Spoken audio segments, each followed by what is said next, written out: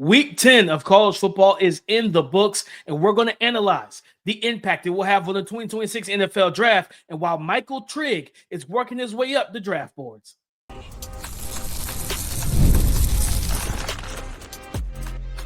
You are Locked On NFL Draft, your daily podcast covering the NFL Draft. Part of the Locked On Podcast Network, your team every day. Welcome back to the Locked On NFL Draft Podcast, your daily podcast covering your favorite draft prospects, part of the Locked On Podcast Network, your team every day. I'm your boy, Damian Parson. I'm an NFL draft analyst with Bleacher Report. That's my guy, Keith Sanchez. He is the director of scouting with the Draft Network and 2019 national champion with the LSU Tigers. And as always, thank you for making Locked On NFL Draft your first listen today and every day. Shout out for being our everydayers. We got to recap the action from week 10 in college football and what it means for the 2026 NFL Draft. We got those money makers, aka stock up. We got those bad fumblers, the stock down guys. And then we have the game ball where Coach DP, Coach K go into the locker room and give the game ball to those performers, those guys that performed at a high level in week 10. But before that, today's episode is brought to you by FanDuel.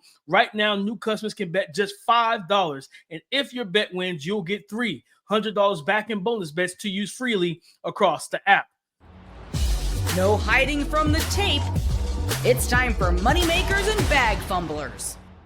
Keith, I go to Baylor, and when we talk about this tight end class, and we're going to have like more discussions as we get, as the season ends and we get into just full film review during draft season, everything like that. That's when a lot of discussions will shift and change for everybody. But the tight end class has been pretty much like Kenyon Sadiq and, well, what else is next? Like, what I mean? A lot of the guys we thought, Max Clare, Jack injuries at Tech, these guys aren't getting the football. Well, you know who is getting the football, Keith? Michael Trigg. Michael Trigg is getting the football, man. And against UCF, he was 5 for 5, 82 yards, over 16 yards per reception, and he had a touchdown.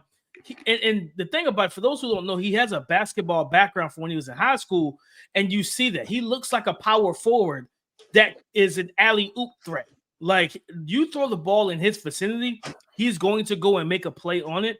And he had one catch where I think it was a low throw, it was underthrown. He made a great grab going down, reaching down and snagging it. Then it threw one to the right sideline and he's covered, and he goes up with one hand and plucks it out the air. And I'm just like, yeah, the blocking is not going to be a strong suit for Michael Trigg. That's just is what it is. Your hope as a team is, can we get you to Travis Kelce level? Travis Kelce is an average blocker at best. Can we get you to Travis Kelce level? Because his ability as a pass catcher is so strong, and he's a mismatch at, I believe he's like 6'4", 240. Athletic, can run routes, great ball skills. His stock continues to rise because now it feels like he's becoming the number one guy for Sawyer Robertson in that Baylor offense.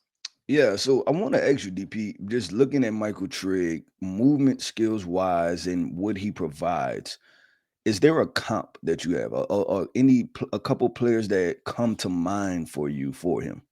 To be honest, Michael Trigg is probably, I would say, probably like you think about the Darren Wallers. I think about Devin Funchess, who came out of Michigan.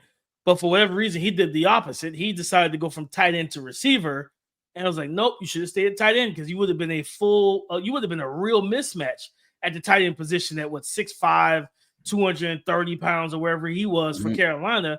I think that kind of realm where he's probably, in terms of Trigg, I think Trigg's a better athlete than Funchess was, which, again, made the transition to receiver made no sense because you're not that dynamic.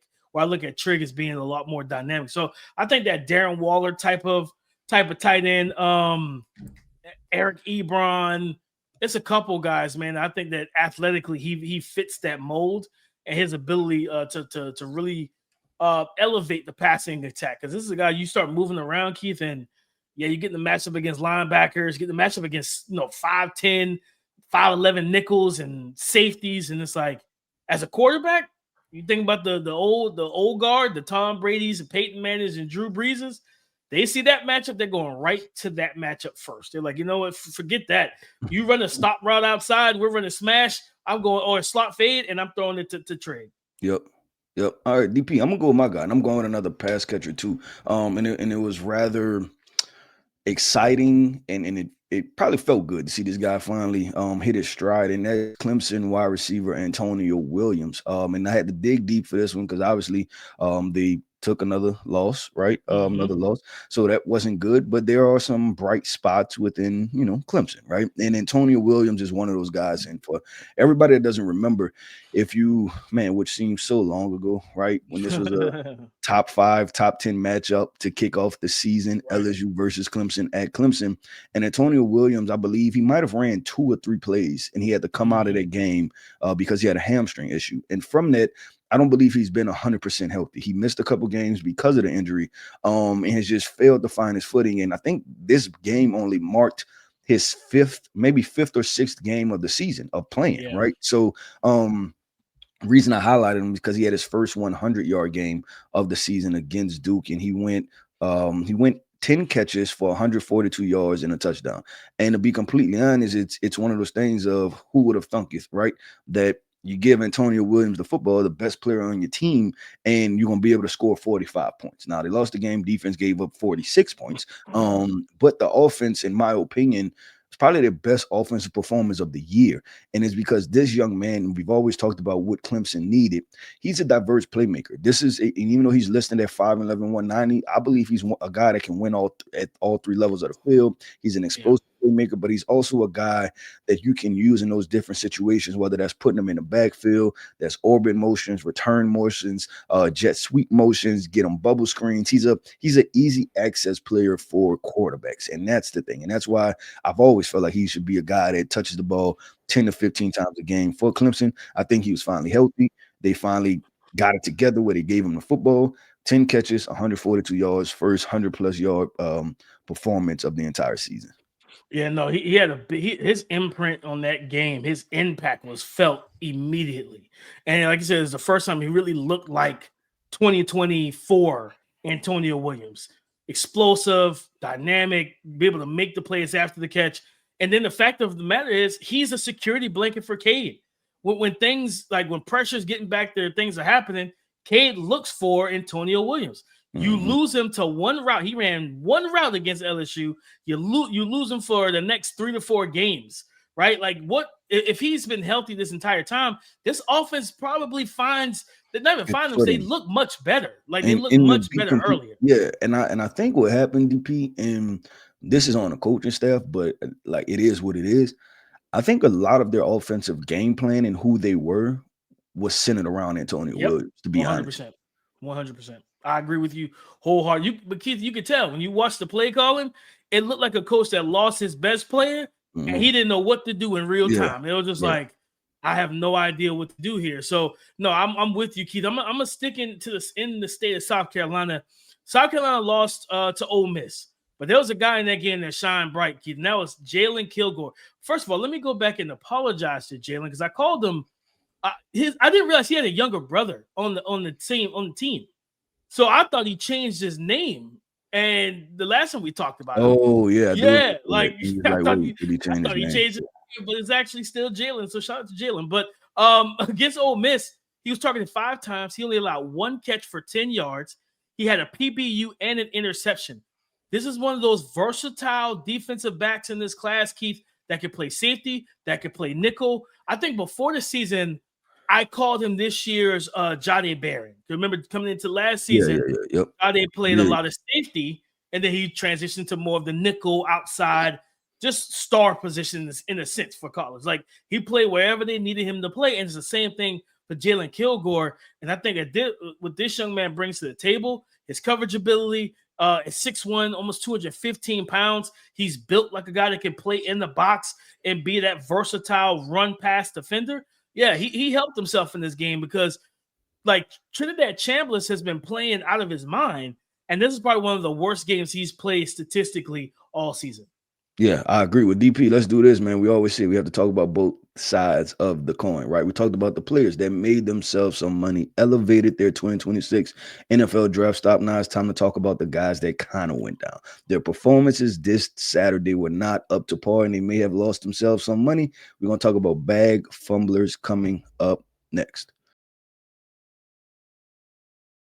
I'm Cody Rourke from Locked On Broncos, and this episode is brought to you by Peloton. Peloton is shaping the future of fitness with the brand new Peloton Cross-Training Tread Plus, powered by Peloton IQ. This is Peloton's most advanced equipment yet, giving you real-time guidance and endless ways to move, whether you're running, lifting, or you're cross-training with your favorite instructors like Alex Toussaint. It's training reimagined to make your workout more personal. Peloton is built for breakthroughs with features that help you plan, stay motivated, and hit peak performance. You can let yourself run, lift, flex, and go while Peloton handles all the rest. Plus, Peloton IQ provides real-time strength coaching, tracking your progress and suggesting weights that challenge you so you can get stronger. Plus, the new movement tracking camera, it counts your reps and corrects your form in real time, making sure every rep is safer and smarter. So let yourself run, lift, flex, push, and go. Explore the new Peloton Cross-Training Tread Plus at onepeloton.com. When the opening whistle blows on a new repair, get your crew moving forward with Supply House. Order today and see parts on your doorstep tomorrow. Over 280,000 plumbing, HVAC, and electrical items from the most trusted brands in the business. Their real-time inventory and honest lead times keep you from punting projects, while their industry-leading customer service always has your blind side covered. Do you need parts fast for a project? Supply House has next-day delivery. Talk about a total game changer. Join the free Trade Master program today and score serious perks like priority shipping, lower prices, and a dedicated support line. Visit supplyhouse.com to sign up for free and use the promo code SHNFL5 for 5% off your first order. That's supplyhouse.com. Real people, real service. What goes up, Keith, must come down. No hiding from the tape. It's time for moneymakers and bag fumblers. Keith, anytime, when you have good coaches and they specialize in a specific position, to see players not play well at that position, it boggles my mind. And with Travis Hunter gone from Colorado, I was hoping this kid would take a step forward. Second year in the system. Preston Hodge, cornerback for Colorado. And that did not happen, Keith. He was targeted 6 times against Arizona. Noah Fafita targeted him 6 times. He completed 3 catches against him for 120 yards receiving allowed and 2 receiving touchdowns allowed. 6 foot, 200 pounds. I think he's built more as a nickel defender, and that's what he plays. Although he does play outside a little bit, but not much, not much at all. And they use him as a box guy. He's kind of use him as a versatile defensive back. Mm-hmm. But since he's gotten there, I have not seen any of the bright spots I hope to see, because he did some good things at Liberty before he transferred in. And again, you're being coached by arguably the best cornerback of all time in the NFL. And to still play like this is it's kind of disheartening. It's sad to see. So in this cornerback class where you don't really know who's going to be CB's 2, 3, 4, 5, 6, 7, and 8, 9, 10 behind Mansour Delay. Well, Avion Terrell's probably CB2 for me. But outside of that, we don't know who's going to be the rest of this class in terms of lining this up. You got to go out there and start playing better ball, man, and make a name for yourself. And right now, the name that he's making is not a good one. Yeah, no, and like you said, and we continue to have this conversation in regards to this cornerback class, right? As far as just disappointing, if it's performances, situations, outcomes, just however you want to kind of fold it and put it there, they've all been collectively disappointing, right?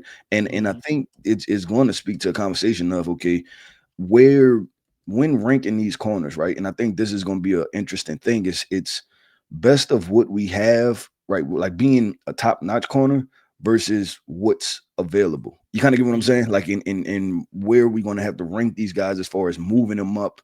Oh, because we need some more first-round corners. Well, are they first-round talents, right? Because that's when you get in trouble when you start drafting third-round players in the first round, because it's almost a scarcity type thing. And usually scarcity, right? And it's a little economic, lesson. Usually scarcity drives prices up, right? But I think when we come to the draft, that shouldn't always be the factor, right? Like draft is not, there's not a lot of corners, so just take one and draft them high. Because you're gonna end up in trouble. You're gonna just end up with It's only one for me. So it's Mansour. So I can see Avion Terrell probably sneaking in. Outside of those two, yeah, it looks like a lot of third round guys.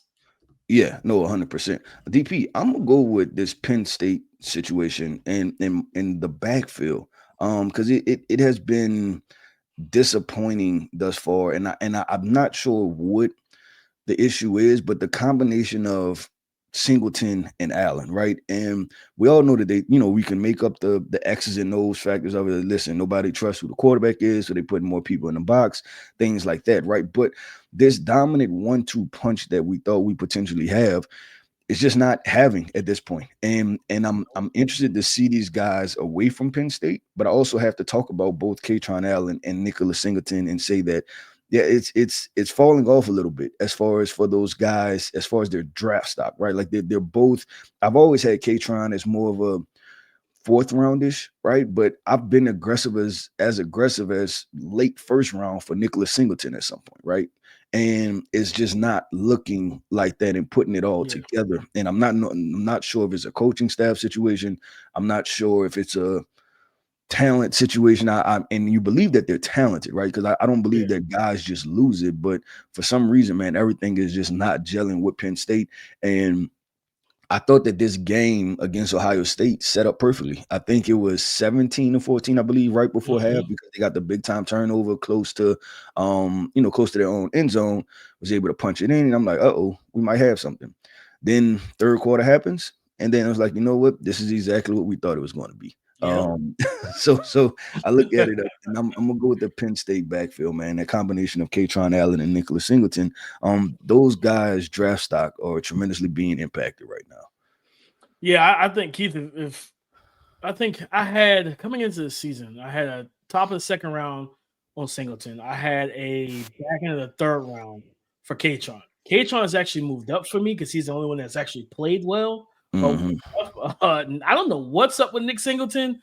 Because even in this game, Keith, like six carries, 18 yards, 3 yards. He had that one toss sweep for the touchdown in the low red zone. And I think that was after the turnover, right? 100%. I think it was after the turnover, and they had the ball like inside the 10. I'm pretty sure. And I look at Kaytron, he's 21 for 77, 3.7 yards per carry in the touchdown. And Kaytron's just like, he's been a little bit more steady and consistent. You know what I mean? You got 240-yard rushing games on the season. He, averages almost 6 yards per rush. But Singleton, I truly don't understand. No, let me change that. I gotta do understand. I think this offensive line is not playing well, and by them not creating the manufactured rushing lanes for him, you're starting to see the flaws of processing and vision. Because he's a guy that, like, I think you always say the phrase of guys who are fast but don't, like, they're not great football players. They just run nowhere fast. Yeah, going nowhere fast. Going nowhere fast. Yeah, and I always say that every great athlete doesn't make a great football player. That's how I feel about Nick Singleton right now. He's a great athlete, and he runs in the back of his offensive lineman. Like he's not a guy that has great vision or then lateral agility to do a lot of cutting. You know what I mean? So it's just like, but the size, the strength, the open field speed, he can catch the ball in the backfield. There are a lot of things to really like about him. It's like, but he might in the NFL, I think he's got a chance. He goes to the league. I'll be surprised if he goes to the league after this season because he's got a senior year left. I think he goes back for another year, probably transfers and goes somewhere else where the quarterback plays better, the O-line play, the scheme is going to open him up, things like that, and he can get back to playing good football. But I'm with you, Keith. His stock is plummeted. I definitely don't. Again, I always say strike when the iron is hot, but if the iron is not on, go back. You know what I mean? If the iron is not, if it's cold, if you touch it, there's no temperature to it, go back, man. Because wait, so does he has another year of everything? Him and Kaytron came in the same recruiting class, and I'm pretty sure they're both They should have been true. Oh no, matter of fact, I'm No. sorry. They're seniors. Yeah, they both Jesus came in as Christ. freshmen together and played. Yeah, they came in as freshmen. I thought he redshirted. No, they're both seniors. So no, he's done. You know what I mean? It's he's gonna have to go. Keith, I'm gonna tell you, and this is probably gonna be a topic for another podcast. There's some prospects that need to go to the Senior Bowl. Like they need to go to the Senior Bowl. Yeah, we definitely share that conversation. We're gonna have that conversation soon, guys. Probably later on this week, maybe Thursday. We talk about those prospects that need to go to the Senior Bowl to help themselves. Nick Singleton, you might be one. No, you not even might. You are one of them. Keith, I'll close this topic out with another corner. Smith Snowden over at Utah. Utah had a late game against Cincinnati, which they won big. They blew Cincinnati out. But Smith Snowden had a kind of a rough game. Targeted 7 times, 4 catches allowed, 154 yards allowed receiving, 1 touchdown. He had an interception. He got a pick in this game, and immediately after the pick, he secured it, and then he fumbled it. And I believe that he gave the ball back to Cincinnati at their own 3-yard line and everything else. So, like, it just was not a good game for him. And again, like, this is a guy he has another year of eligibility left.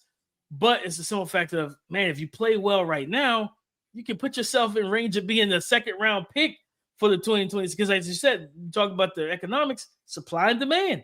And right now, a lot of teams need quarterback help. And this is probably not the class for it right now. So, like, if you can play well, you're going to definitely get your what was it, a couple years ago? Remember Jim Nagy talked about how the NFL looked at the O-line. The O-line class wasn't great that year. He was like, these guys are going to get bumped up 2 rounds because it was a big demand at the O-line spot. At the end of the day, it's still a passing league. You need guys that can cover. And right now, trying to find those guys is a little difficult, Keith. Yep, it is 100% DP. Well, let's do this, man. Go ahead, get your hat, get your whistle, DP. And I don't know if you're a visor guy. I don't, we got to figure that out, right? But listen, whatever it is, man, get your hat, your whistle, your playbook. We're about to hop into the locker room. We're passing out the game ball for this week's best performances by the 2026 NFL Draft prospects. Let's talk about that coming up next. Today's episode is brought to you by FanDuel, America's #1 sportsbook. The NBA season is back, and there's no better place to get in on the action than FanDuel, the official sports betting partner of the NBA. Even if you missed the start of the game or want to ride the hot hand, FanDuel has live bets on everything from who will score next to fourth-quarter comebacks. Plus, you can combine your live bets into a same-game parlay for a shot at a bigger payout. Because it keeps every game even more exciting, especially when your team's making that late push in the second half, in the fourth quarter. Right now, FanDuel is giving new customers $300 back in bonus bets when your first $5 bet wins. Again, new customers can get $300 back in bonus bets when your first $5 bet wins. So head to FanDuel.com to sign up and play your game with FanDuel, the official sports betting partner of the NBA. Thank you for making Locked On NFL Draft your first listen today and everyday shot, for being our everydayers. It's time to give out the game ball of Week 10. I'm calling game. Keith, I have 2. I feel like I've done this a lot this year, but I've been generous because some of these guys have been playing well, Keith. I go to, this is a throwback name for me when we first took over this pod. Lost their starting quarterback, Sam Levitt, for the season. Oh, I know where you're going. And I did not expect this type of performance from him. I'll tell you this. I don't mean to cut you off, man. Listen, take the wins where you get them, right? Take them where you get them. Take them when you can get them. I talked about this guy 3 years ago, Keith, feels like. And Jeff Sims, man. Jeff Sims led Arizona State to a victory over Iowa State. And in this game, he completed 54% of his passes, 177 yards passing. He had three total touchdowns. But that's not it, guys. He added 28 carries for like 228 some odd rushing yards. 2 of his 3 rushing touchdowns. 2 of his 3 touchdowns came on the ground. You're talking about putting the team on your back, Keith, and playing. I don't know. Like, I'm trying to think of a performance like this. He literally put the offense on his back. No Jordan Tyson because of the hamstring injury. No Sam Levis, so he had to step in, and it was all Jeff Sims. And shout out to Jeff, because I'll be honest with you, up until maybe a couple of weeks ago when Sam Levitt first got hurt and he missed the game, I forgot Jeff Sims was in college football. Right, you know what I mean? When he left Nebraska, I didn't know where he went. I was like, oh, maybe he graduated and doing something else with his life. And then turn on the game one night to watch Jordan Tyson live, and I'm like, who was throwing the ball? And it was Jeff Sims. I'm like, oh, this is where he went. I was like, I thought he graduated. So shout out to Jeff, man. Jeff really, again, Iowa State's a well-coached team, good defense, 20-plus carries from your quarterback for over 200 yards rushing is insane. Shout out to him, man. 3 total touchdowns. They don't win that game without Jeff Sims. Yeah, no, 100%. And DP, I'm gonna go as far give credit to the coaching staff too, because they just leaned into what he do best, right? Oh, you run, okay, cool. We're gonna run. 6'4", 200 pounds, and keep on running. And they were able to make a couple plays defensively, also, right? Just timely stops, and then stayed in the game because I thought, in my opinion, watching the game, it felt like okay, this is when Iowa State is about to be like, okay, we're the more healthy team, right? Like we have more options and answers. Yeah, but man, shout out to Arizona State, and then shout out to the head coach, Kenny Dillingham, because he got on a press conference and he said, you know what? My team is off for a week. We're off. Don't come to the building. We're off for a week. Like y'all played y'all butts off, and y'all just need to mentally recharge to knock out these last couple games. Shout out just for him, and it's probably with him being a sense of awareness, right? And just understanding what just happened. And y'all are down so many starters, and y'all still went and competed y'all butt off. And football is a mentally, physically, emotionally taxing sport. And sometimes you just need to deject a little bit to get yourself mentally prepared, right? My game ball is going to, and we're going to talk about this guy on tomorrow's podcast also. Maybe one of the fastest rising, exploding players, he's quarterback, Darian Mensah for Duke. We talked about this on Friday's podcast. I believe he was a guy that I talked about, and I'm like, listen, this Duke Clemson matchup is gonna matter. It's the Carolinas. I get it, Clemson not good, but if you Duke, you still want to beat them. Well, guess what? You know how you want to beat them? Because you went for 2 and you didn't have to, right? You didn't have to. Let's just go get it. Let's go get this W right here. And Duke was able to pull off the 46-45 upset. Maybe it's an upset over Clemson. And listen, Darian Mensah went basically 66 completion percentage, 4 touchdowns, right? And that's huge. Throw 4 touchdowns in this game, battle back on the season. He's 21 touchdowns and 2 interceptions. He's playing his butt off. He's playing some really good football, DP, and that's why we'll talk about him tomorrow. But I definitely want to give him the game ball. The thing is this, that Clemson's defense still has talent on it, right? There's still there going to be a lot of names that you're going to hear called in the 2026 NFL draft within the top 50. So to be able to do that against those guys, man, give a lot of credit to Darian Mensah. Yeah, I think we talked about it. Like I said, you talked about it on Friday. He's on the heater. Like this young man is locked in, and he is playing some of the best ball in the country. Yeah, I know Julian Sand gets a lot of love at Ohio State, but he's throwing to Carnell Tate and Jeremiyah Smith. You know what I mean? People don't know, Max Clare, Brandon Ennis, people don't know the receivers or the talent that's at Duke.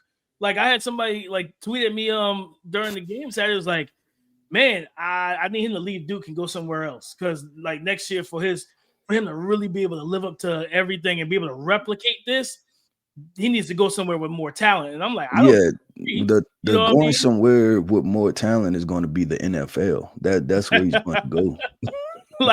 If he stays in college, I mean, I'm not against him transferring. I do think a player of Darian Mensah, the way he's playing, think about it like this: the NCAA changed that rule for the transfer portal. It's you got one time to hit it, and that's in January. I think wide receivers and even offensive linemen, and even Keith Makai Hughes, his former teammate, went to Oregon, who is now in the portal waiting to pick his destination. I got a place for you, big dog. Let's go to Duke and get back with your starting quarterback, and let's go get some receivers and really take over the ACC, because this is a team that's 5-3 or 6-3.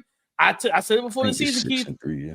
This Darian Mensah was the guy. This was the guy to watch all season, and he's playing better than a lot of the guys, even in this actual draft class, that people expect to be in it. But I'll close this thing out, Keith. I'm gonna go to my guy, my dog, Jeremiyah Love. I'm gonna give my second game ball to him against Boston College. This was a hard fought game for Notre Dame. Like their offense wasn't. It was kind of sputtering. Yeah, definitely a gritty game. One of those games where it's like to the casual fan, you're like, you shouldn't be struggling with this. Like, guys, it's any given Saturday, man. Like any given Saturday, a team could walk onto the field and punch you in the mouth, and now it's a war. Now you're in battle, right? But 17 carries, 136 yards, rushing 2 rushing touchdowns. But the reason why I give him my game ball, he scored the last 2 scores of the game. And before he scored put those points on the board, Keith, the score was 12-10. Like Notre Dame had a 2-point lead. And at the end of the third quarter, he scored a red zone touchdown. And then there was the 97-yard just breakaway run down the sideline, like the touchdown he had, where at one point I think he crosses the 50 and he's looking at his sideline. Like he's just looking, he's not even worried about what's behind him. He's looking at his teammates and his coaches as he just sprints away from the defense. The patience, the footwork to just let his blocks set up, engage, and open and park the Red Sea. And when he hits it, there may not be another explosive back in the class right now that matches that burst and acceleration. Without him, Bob, again, it was a 2-point game if he doesn't score those 2 touchdowns. Boston College were 2 points away from making this even more of a game and taking the lead if that Notre Dame offense didn't find their footing or if Jeremiyah Love just didn't take over. Yep, 100% with DP. That wraps up another episode, man, of the Locked On NFL Draft Podcast. I want to end this podcast off by saying shout out to our everydayers. Thank you for tapping in with us each and every single day. I am Keith Sanchez. You can find me on X at The Talent Code. That right there is my guy, my co-host, Mr. Damian Parson. You can find him on X at DP_NFL. And like we like to say, man, y'all come talk to us because we like to talk back. Go subscribe and follow for free on YouTube, wherever you listen to podcasts to get the latest episode as soon as it is available. Keith mentioned Darian Mensah. Guys, we're talking quarterbacks tomorrow. He's my QB of the week. For everything Keith said, and I'll add on to it on tomorrow's show. So come and join the conversation again tomorrow on the Locked On Podcast Network, your team every day.